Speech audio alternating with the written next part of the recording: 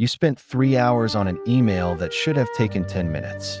You rewrote the first paragraph 7 times. Changed the subject line 12 times. Read it over and over until the words stopped making sense. And even after you finally hit send, you couldn't stop thinking about it. About what you should have said differently. About how it wasn't quite right. Welcome to the prison of perfectionism, where nothing you do is ever enough. Where every task becomes torture. Where the fear of making a mistake is so loud you can't hear anything else. Today, we're going inside that prison, and what we find there might break your heart. Because perfectionists aren't lazy. They're not picky. They're not demanding. They're terrified. Let me show you what that fear looks like. Imagine you have a project due. Something important. Something that matters. A normal person starts working on it. Makes progress. Finishes it. Moves on. But you stare at the blank page for hours. Days. Weeks. Not because you don't care, but because you care too much. Because in your mind, this project isn't just a project. It's proof. Proof of your worth. Proof of your intelligence. Proof that you deserve to exist. And if it's not perfect, what does that say about you? This is what lives inside a perfectionist's mind. Not pride. Not arrogance. Not high standards. Fear. Pure, raw, paralyzing fear. Fear that you're not good enough. Fear that people will see through you. Fear that one mistake will reveal what you've always secretly believed, that you're a fraud.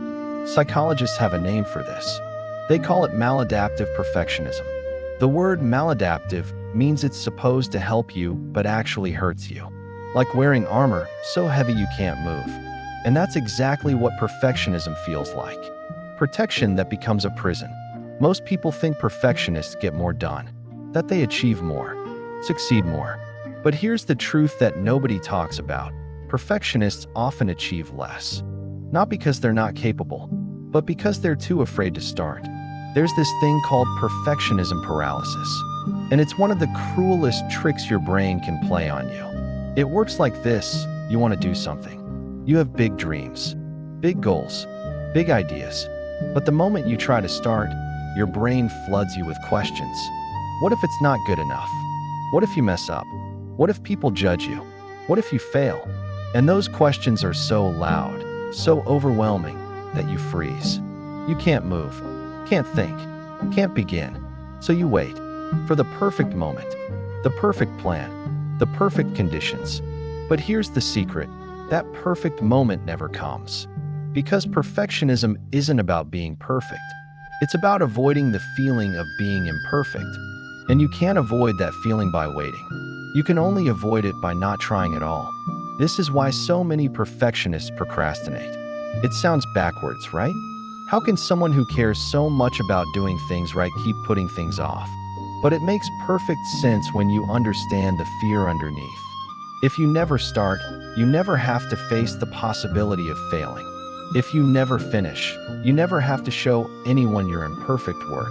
Procrastination becomes a shield, a way to protect yourself from the judgment you're so afraid of. But here's the trap. Eventually, you have to do the thing. The deadline arrives. The pressure builds. And now you're working in a panic, rushing, stressed, hating every second. And when you finally finish, when you finally turn it in, you don't feel relieved. You feel ashamed. Because you know it could have been better. You know you didn't give it enough time. You know it's not perfect. And so the cycle continues. Perfectionism leads to paralysis. Paralysis leads to procrastination. Procrastination leads to rushed work. Rushed work leads to disappointment. Disappointment confirms your worst fear, that you're not good enough. This cycle has a name. Psychologists call it the perfectionism-procrastination-paralysis loop. And once you're in it, it's incredibly hard to get out. Let me tell you something about where this comes from. Most perfectionists aren't born this way. They're made. Maybe you grew up with parents who only noticed you when you achieved something. When you got good grades. When you won awards. When you made them proud. And slowly, without even realizing it, you learned a dangerous lesson. Your worth depends on your performance. Love isn't something you just get. It's something you have to earn. Over and over and over. Or maybe it was different. Maybe your parents meant well. Maybe they just wanted you to reach your potential, to be the best you could be. But somewhere along the way, be your best turned into be perfect, and reach your potential turned into never make mistakes. And now you carry that voice inside you. That voice that says nothing you do is ever quite enough. Psychologists call this socially prescribed perfectionism. It means you believe other people expect you to be perfect, and if you're not, they'll be disappointed, reject you, leave you. This type of perfectionism is the most painful, the most damaging, the most likely to lead to anxiety, depression, and worse. Because it's not even about your own standards anymore. It's about trying to meet standards you think everyone else has for you. Standards that might not even be real, but feel absolutely real in your mind. Here's something that might surprise you. Not all perfectionism is bad. There's a difference between healthy striving and toxic perfectionism. Healthy striving says, I want to do well. I'll work hard. I'll learn from my mistakes. I'll celebrate progress. Toxic perfectionism says, I must be perfect. Mistakes are unacceptable. If I fail, I'm worthless. Nothing less than perfect counts. See the difference? One motivates you. The other imprisons you. One leads to growth. The other leads to shame. One accepts that you're human. The other demands that you're not. Researchers have found that people with healthy perfectionism actually enjoy their work. They feel proud of their efforts. They can celebrate small wins. But people with toxic perfectionism, they never feel satisfied. Even when they succeed, it doesn't feel like enough. Because in their mind, they could have done better. Imagine winning a race, but feeling like a failure because your time wasn't as fast as you wanted. Imagine getting promoted, but feeling ashamed because you think you don't deserve it. Imagine creating something beautiful, but only seeing its flaws. This is the perfectionist's curse. Success doesn't bring joy. It brings relief. Temporary relief that you didn't fail this time. Until the next task comes, and the fear starts all over again. Now let me show you what perfectionism does to your brain. When you're constantly striving for perfection, your brain stays in a state of high alert. Stress hormones flood your system. Cortisol, adrenaline. Your body thinks you're in danger. Because to your brain, the possibility of failure feels like a threat to your survival. And when you're in that state all the time, it takes a toll. Anxiety becomes your baseline. You can't relax, can't rest, can't enjoy anything because there's always something you should be doing better. Depression creeps in too, because no matter what you achieve, it never feels like enough. The goalpost keeps moving, the bar keeps rising, and eventually you start to wonder, what's the point? Why keep trying when nothing ever satisfies this voice inside me? Studies have shown that perfectionists have higher rates of depression, higher rates of anxiety disorders, higher rates of eating disorders, even higher rates of early death. Because perfectionism isn't just about working hard. It's about living in a constant state of self-judgment, self-criticism, self-rejection, and that's exhausting, not just mentally, physically too. Your immune system weakens, your blood pressure rises, your sleep suffers, your relationships strain, all because you can't give yourself permission to be human. Let's talk about what perfectionism does to the people around you. Because here's something perfectionists often don't realize. The standards you hold for yourself, you often hold for others too. Maybe not consciously, but it leaks out. In your impatience when someone doesn't do something the right way, in your frustration when things don't go according to plan, in your criticism that you think is helpful but actually hurts. Perfectionists can be hard to be around, not because they're mean, but because they make everything feel high stakes, tense, like one wrong move will ruin everything. And people around them start walking on eggshells, afraid to make mistakes, afraid to disappoint. In relationships, perfectionism can be especially damaging because love requires vulnerability, and vulnerability requires accepting that you're flawed, imperfect, messy sometimes. But perfectionists struggle with that. They hide their struggles. They pretend everything's fine. They don't ask for help because asking for help feels like admitting weakness. And so they suffer alone, in relationships, but lonely. surrounded by people but isolated, because they believe that if anyone saw the real them, the imperfect them, they'd be rejected. This fear has a name too: imposter syndrome. That feeling that you're a fraud, that you've somehow fooled everyone into thinking you're competent, that any moment now, someone will discover the truth and expose you. Perfectionists and imposter syndrome go hand in hand, because when you believe your worth depends on being perfect, you can never truly believe you're good enough. Every success feels like luck. Every compliment feels undeserved. Every achievement feels like you barely scraped by. And the higher you climb, the worse it gets, because now there's further to fall. Here's one of the most heartbreaking things about perfectionism. Perfectionists often believe they're doing the right thing, that their high standards are what make them good at what they do, that without perfectionism, they'd be mediocre, average, forgettable. They believe perfectionism is their superpower, their edge, the thing that separates them from everyone else. But it's not. It's their cage.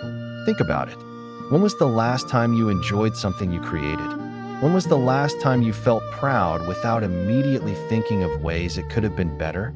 When was the last time you gave yourself credit for effort instead of only for results? Perfectionism doesn't make you better. It makes you miserable. And here's the irony. When you finally let go of perfectionism, when you allow yourself to be imperfect, your work often improves. Because you're not spending all your energy on fear, on self-doubt, on trying to control every tiny detail. You're free to experiment, to take risks, to make mistakes and learn from them. You're free to actually create instead of just worrying about creating. Some of the most successful people in history weren't perfectionists. They were people who tried things, failed, adjusted, and tried again. They understood something perfectionists struggle to accept. Done is better than perfect. Let me tell you about the voice inside a perfectionist's head. Psychologists call it the inner critic. And for perfectionists, this voice is brutal. It never shuts up. It comments on everything. And it's never satisfied. That wasn't good enough. You could have done better. Everyone's judging you. You look stupid. You sound stupid. Why did you say that? Why did you do it that way? You're going to fail. You always fail. You're not smart enough. Not talented enough. Not enough. Hour after hour. Day after day. Year after year. Imagine living with someone who spoke to you that way. You'd leave. You'd cut them out of your life. But when that voice is inside your own head, you can't escape it. And the worst part? You start to believe it. You start to think that's just reality, that the voice is telling you the truth about who you are. But it's not truth. It's fear disguised as truth. The inner critic isn't trying to help you improve. It's trying to protect you from the pain of failure by making you so afraid of failure that you don't try anything risky. But that's not protection. That's prison. Here's what healing from perfectionism looks like. It starts with awareness. Recognizing that the voice in your head isn't you. It's just a pattern, a habit, something you learned. And anything learned can be unlearned. It continues with self-compassion. Learning to speak to yourself the way you'd speak to a friend who's struggling. With kindness, with understanding, with grace. When you make a mistake, instead of saying, "I'm so stupid," you say, "I'm human." Humans make mistakes. That's okay. It sounds simple. But for a perfectionist, it's revolutionary. Therapy helps too, especially cognitive behavioral therapy. It teaches you to notice your perfectionist thoughts and challenge them. Is this thought true? Is there evidence for it? Or is it just my fear talking? More often than not, it's just fear. Fear wearing the mask of logic. Another part of healing is exposure. Deliberately doing things imperfectly, on purpose.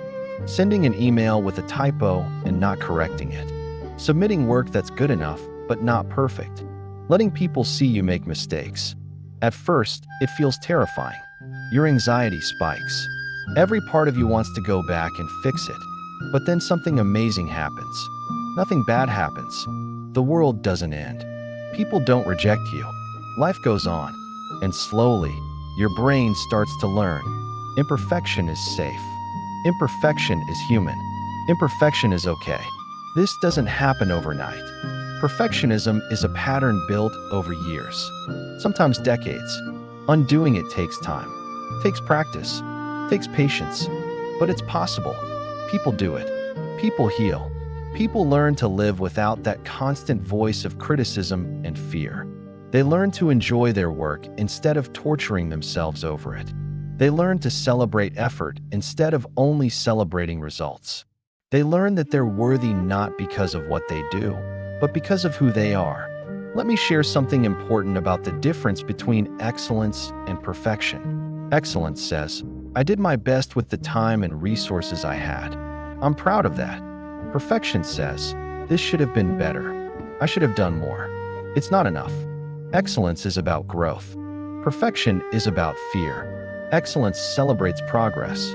Perfection only notices flaws. Excellence is sustainable. Perfection leads to burnout. You can pursue excellence without becoming a perfectionist. You can have high standards without torturing yourself. The key is learning to separate your worth from your performance. To understand that you're valuable whether you succeed or fail, whether you're productive or resting, whether you're perfect or beautifully imperfect. Here's something that might help. Think about the people you love. Do you love them because they're perfect? Because they never make mistakes? Because they always get everything right? Of course not. You love them because they're them. Flaws and all, mistakes and all, imperfections and all. Why do you think you're different? Why do you think you have to be perfect to be worthy of love and acceptance? You don't. You never did. The prison of perfectionism is built on a lie. The lie that says you're not enough as you are. But the truth is, you are enough. You've always been enough. You'll always be enough. Not because of what you achieve, not because of how perfect you are, but because you exist, because you're human, because you matter. Let me tell you what freedom looks like. Freedom is starting something even when you're not sure how it will turn out. Freedom is making a mistake and laughing about it instead of spiraling into shame. Freedom is doing your best and then letting it go, knowing you can't control how others judge you, knowing their judgment isn't about your worth anyway. Freedom is resting without guilt, playing without purpose, creating just for the joy of creating. Freedom is being okay with being a work in progress, forever growing, forever learning, forever beautifully, gloriously imperfect. That's what's waiting for you on the other side of perfectionism. Not mediocrity, not failure, but freedom. The freedom to be human, to make mistakes, to try and fail and try again without hating yourself for it. The freedom to live without that constant voice telling you you're not enough. So here's my question for you. How much longer are you going to stay in the prison of perfectionism? How much more of your life are you going to spend trying to be something impossible? What would change if you let yourself be imperfect? If you accepted that done is better than perfect? If you treated yourself with the same kindness you show others? I'm not saying lower your standards. I'm saying free yourself from standards that are destroying you. I'm saying choose growth over perfection. Choose self-compassion over self-criticism. Choose living over just trying to survive. Because inside the mind of a perfectionist is so much potential being wasted, so much creativity being stifled, so much joy being missed. All because of fear. Fear that you're not enough. But you are. You always have been. And the moment you truly believe that, the prison doors open, and you're free. If you found yourself in this video, I want you to know something. You're not broken. You're not too much or not enough. You're just trapped in a pattern that doesn't serve you anymore. But patterns can change. And so can you. Take one small step today. Do something imperfectly on purpose. Notice your inner critic and talk back to it with kindness. That's how freedom starts. One imperfect step at a time.